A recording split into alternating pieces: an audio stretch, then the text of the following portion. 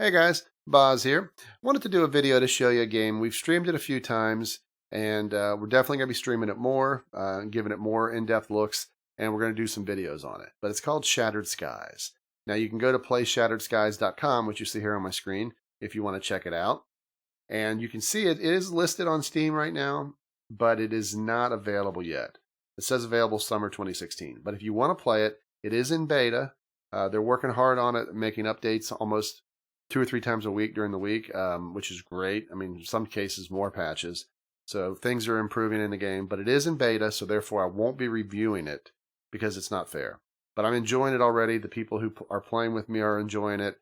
There are some rough edges here and there, some crashes we've seen, but things are getting better and better. And honestly, it's a pretty seamless play now for me. I haven't really had any crashes in a while. It's been in beta for about 12 or 13 days when I made this, but obviously you can't get it on Steam yet. But you can go to their website, playshatteredskies.com, click play game, get serial key, and then you can see there's 4 options to buy it. So I think this is kind of nice. I mean, it gives you a chance if you want to just test the waters. Buy the starter version, although I recommend the gold just because it's only $5 more. But you can do the starter. You can do platinum, you can do ultimate. For some reason, you would want to, if you buy the gold, you can upgrade to platinum or ultimate down the road, or from starter, jump to ultimate, even from platinum, go to ultimate. Obviously, if you buy the ultimate version, there's no further thing. Now, it's not pay to win, so the only real thing that you get when you buy ultimate is you get more storage slots, and we'll talk about those briefly in a little bit. And you start with the gold, platinum, and ultimate, you start at higher levels. So I think it's like level 10 if you buy the gold. It's level 25 for ultimate, and platinum I'm not sure about. It might be 15, might be 20. I'm going to guess it's 15, we'll say. I'm not positive. You do get care packages with these 3. I think you get some starter stuff even with the starter version. And then you get some cosmetic stuff. You get 2 cosmetics with the ultimate, and you get 1 cosmetic. And again, it's just clothing. It's cosmetic. It doesn't give you any benefit. So, I mean, you have an option to decide which way you want to go. So, if you want to start with starter, do that. I know a lot of people, I think Kama might have bought a starter, and I think Cloud and Shots, I think, and Melon got gold. So, there's options there. I do want to mention that the company behind the game did give a ultimate key to me, and they gave me another ultimate key, which I gave to DB. So the 2 of us are playing keys that were given to us by the developers. However, just because they did that, remember, if neither of us like the game or if we have issues, we will tell you. But we're both enjoying it, as are the people who paid for it too. But I want to thank them for the 2 keys, and we've really been enjoying the game. So let's jump into the game. All right, so here we are in the main menu. It's pretty much your standard stuff. You've got a friends thing over here. You can add your friends so you can see when they're playing and join their servers. We're not going to really mess with that. The options are your standard video, audio, controls, and things. Again, we're not really going to get through a lot of detail. I want to just show things quickly. But we're going to jump into the gameplay here. We're going to jump on a server, and we're going to connect and get on here. I'm going to skip the loading thing here because it can be a little slow, like a lot of these style of games, because you got a lot of data that's being loaded, textures, different things. So it does take a good 30, 40 seconds to get these loaded. So we're going to skip through this. All right, so we're here in the game. You can see it's daytime. Out in the distance there, you see that flare. Perfect timing. If you look at the top middle of my screen, when I move around, you can see the compass up there. You can see, it looks like maybe 2 parachutes with loot have dropped out there. So I'm sure there's people running out there. You can actually see top right of my screen, there's 2 icons. One of them is lit up, the parachute. It's got kind of like a little dial around it that shows how long the drop's been active. And when that goes all the way back to 0, when that circle starts to unhighlight the outer circle, it'll go away. The icon to the right of that is a reactor, which we'll talk about later. Top left of the screen, you see a glowing wing icon. That means I'm in a safe zone. I can't be hurt here, with a caveat. Next to that, there is a little frowny face. When that's lit up, that means you're an aggressor. That means you've killed or shot at somebody, and others can see you on their screens with like a little red chevron next to you. When that happens, you can be killed in a safe zone. So kind of prevents people from camping safe zones. You know, like shoot somebody right as they're getting ready to come in the safe zone, take their stuff and hop back in and go, haha, I'm safe. Now you're not. So you got to be very careful when you become an aggressor that you don't go into a safe zone until you lose that status. And just like the little parachute thing, that little highlight on the outer ring goes away after, you know, counts you down basically. So this is a safe zone. There's some traderish things here that let you, and traders meaning like things that let you buy goods. None of it's with real money. Remember, no real money needed. We're not going to get into too much detail on those things. That maybe is a later video. Most important thing really in the safe zone is your global inventory vault. This is where you store everything that you'll never lose on death if it's in here. So you can see I've got 1,000 slots because of the Ultimate Edition, but I've only used 118. That's why I said like the starter or the gold. I mean, starter only gives you 100 slots, but really 100 slots is pretty many.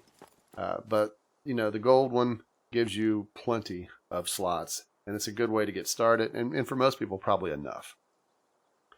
Some items that you have, you'll see they say the item does not drop on death. That's generally weapons bags, loot crates, and things that you find, like weapons crates and different things. They won't drop on, and that's kind of nice because a lot of games like DayZ and other games that are survival games, and I'm going to talk about survival games and this in a second.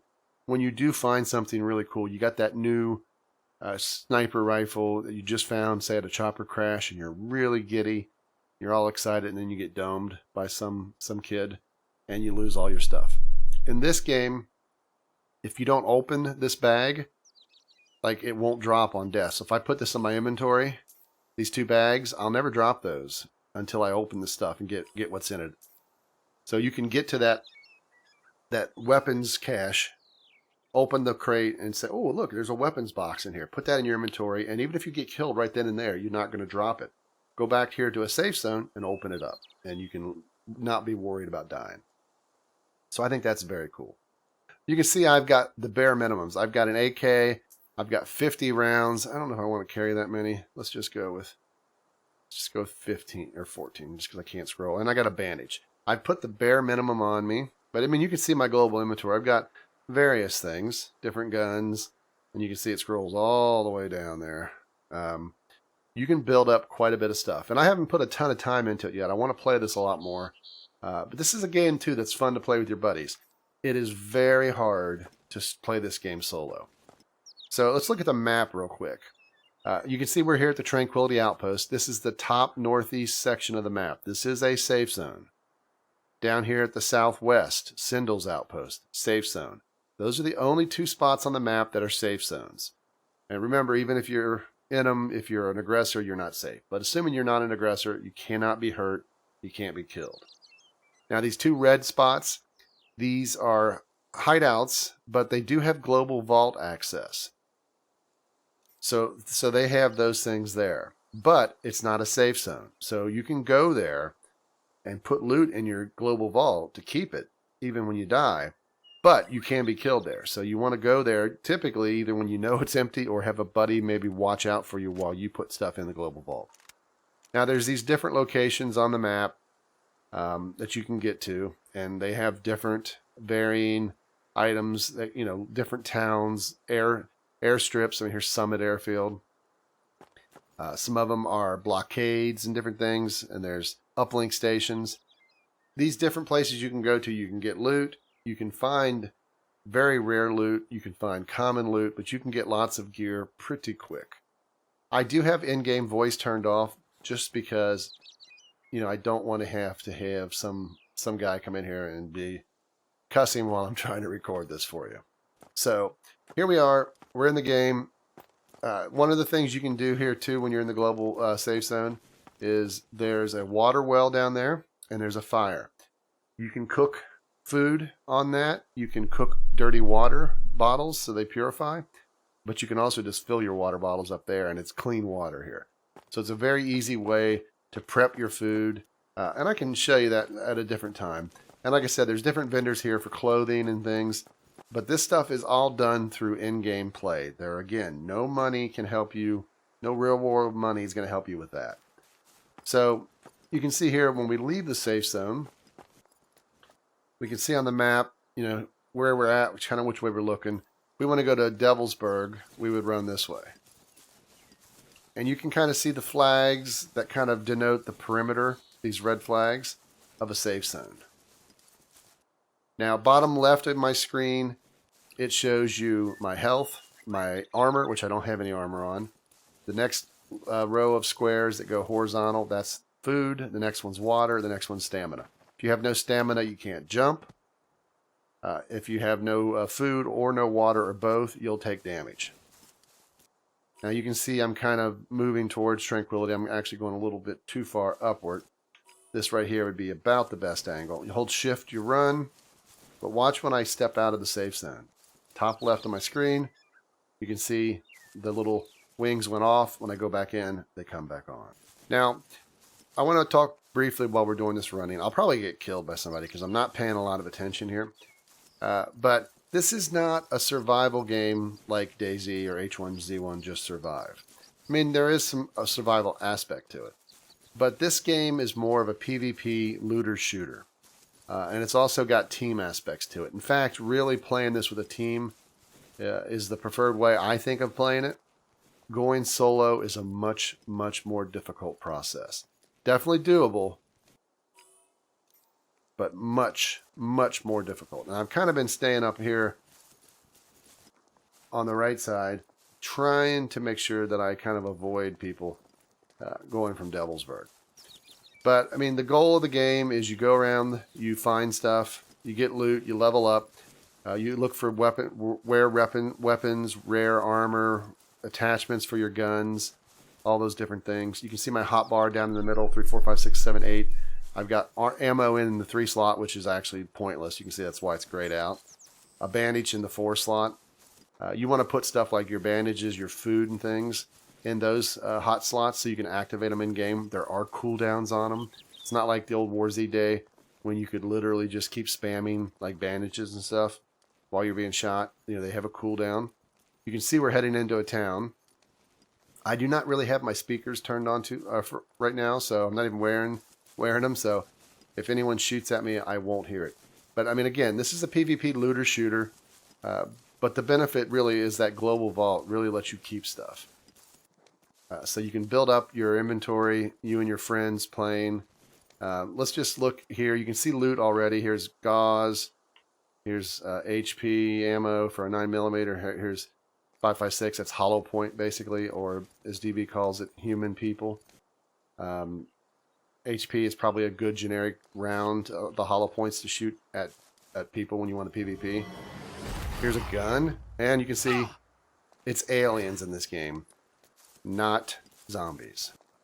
They are much of a nuisance. Now, this building here is a good building to go to because it has a special loot box in it. Now, unless somebody's camping it, and you can hear the floors creak. If somebody's camping it, I'm going to die. But let's hope they're not, because I want to show you what it's like. I'm stuck on a wall. It's in here somewhere. There it is. So you can see here, this loot crate unlocks in 1 hour, 58 minutes. That means somebody came to it just a few minutes ago, because it's got a 2-hour clock on it. So we're going to just jump out of this building and hightail it. So what happened is, when you come to that, it spawns random loot. Could spawn some of the greatest stuff in the game. It's random. It could spawn generic stuff. Somebody's already beat us to it. Once they open it, it's 2 hours before you can get to it again. So a lot of times you see people going around the map making notes on what time is left, and then they start hitting all the spots in the map that have open things. But you can find stuff in there. Sometimes it might be ammo, armor. Sometimes it could be a weapons crate, which you may not be able to open for a little while, because you want to get to that safe zone. But you can see it's very easy to just find stuff. I mean, I'm finding water bottles, food. We got a zombie or a alien. I always want to say zombie. So we're going to just go ahead and jump out of here, and we're going to run back to the safe zone. It's kind of late at night when I'm recording this, so there's really not a lot of people playing. That's one of the reasons why I did it. You can see somebody threw their little utility belt down. It's one of the things you start with as a Bambi. So here you can see, I found some canned food. I got water bottle, chocolate bar, chippy chips. I found some gauze. I got some ammo. You can see I got some 9mm also. And I found a level 1 shotgun, level 1 Wolfstrom, and another level 1 shotgun. Now, if you don't want these items, which a lot of people don't when they're getting geared up because these are level 1, you can see I've got level 10, which are called Mercenary. I've got level 20, which is called Elite. And I don't think I have any. I got a COG, which is level 5. So that you can see there's 5, 10, and 20. There might be a 15 level, but I'm not sure on that. But the best guns you can find, and I have not found any. Cloud and Shots have both gotten lucky and found it in their first days playing. They're called legendary weapons. They show up gold. You can see blue and red here, and green for the COG. They show up as yellow. The thing about a legendary weapon is you don't drop it when you die. What it has is it'll have one of these little gear items next to it, and it'll say 10. It's basically telling you that this gun has, in a sense, 10 lives. So when you die, it'll count from 10 to 9, and then 9 to 8. Once you get to 0 or whatever, it does drop. So it's a great way of getting a good weapon, be it a pistol or a rifle, and keeping it. And if you put attachments on the gun, you also keep those. So one of the things people do with these weak weapons, like let's just say this one SP12 here. I don't want it. I put one in the inventory, but let's get rid of this one. You can, I don't want to do that. You can go to your inventory, not your global, and you can right click it and you can say unload. You can see I took the ammo out of it. It's only 3 shots, so it's not the greatest, but I'm going to just drop that. And then I'm going to go back to my vault. I'm going to put those bullets away. Put those bullets away. I'm going to go ahead and keep that. Get rid of these chips, this chocolate bar. I'm going to keep these 2 things here because I want to show you. We'll keep the gauze in our inventory. And let's just lower this down and just have a little, let's just have a little bit of ammo. Okay. And that gun I'm just going to leave there. Somebody wants it, they can have it. So let me just show you the food real quickly here too. So you see I can come over here and I can stand next to the fire and I can right click my mangoes and I can say cook them. And if it's something that's cookable, you can cook it and then it gives you more food back when you eat it. So cooked food is better than the raw food. But you can still eat that mangoes raw. Now this water bottle, I'm going to drink it. And now you can see it's empty. If I go over to here, and you can find wells in towns. And if I right click, I can say fill. Now this is a clean water source. If it was dirty water, I could come over to the fire. And I could go into my inventory and I could right click this and it would have an option called purify. You can see my food is a little bit down at the bottom left. It's got a little red on that second most square, second from the right. I'm going to go ahead and eat these mangoes. And you can see that helped my hunger a little bit. Now it does have a crafting system.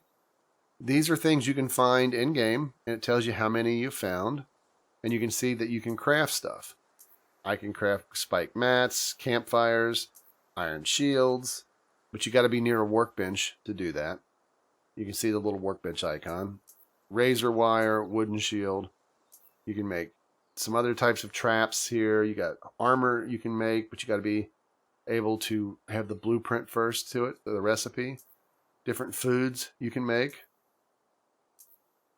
You can see I can make a flask with 1 material part. I've got 26 material parts. You can make a potato salad if you've got yellow peppers, potatoes, and tomatoes. All these different things can be crafted. And again, these are things you can find in game. And if you, or you can take your weapon and break your weapon down into parts and then get weapons parts. You can only break things down that have the gear icon near them. So like when I look at this gun here, I can't right click it and break it. So, I mean, you can do different crafting things. Lots of different materials in the game. You do not drop any of this when you die. You only drop what's on your inventory, and you don't drop it if it's a crate or any bag or something that says you don't drop it, or if it's a legendary weapon, unless you've died with that legendary weapon 10 times. You can hear there's some stuff going on out here. So, I mean, that's kind of a quick look at a lot of the basics in the game. As I said, it's got a very robust inventory system. Everything's very clean, the user interface. We haven't really talked too much about the different guns, the different gun modes, different ammo types. We can talk more about those in the future. But, let us know what you think about the game, and if you'd like to see more of it. If you do play it, or have the game, or you do get the game, come on one of our live streams. You can always possibly roll with us and help us out. So hopefully you guys enjoyed this, and I'll talk to you later.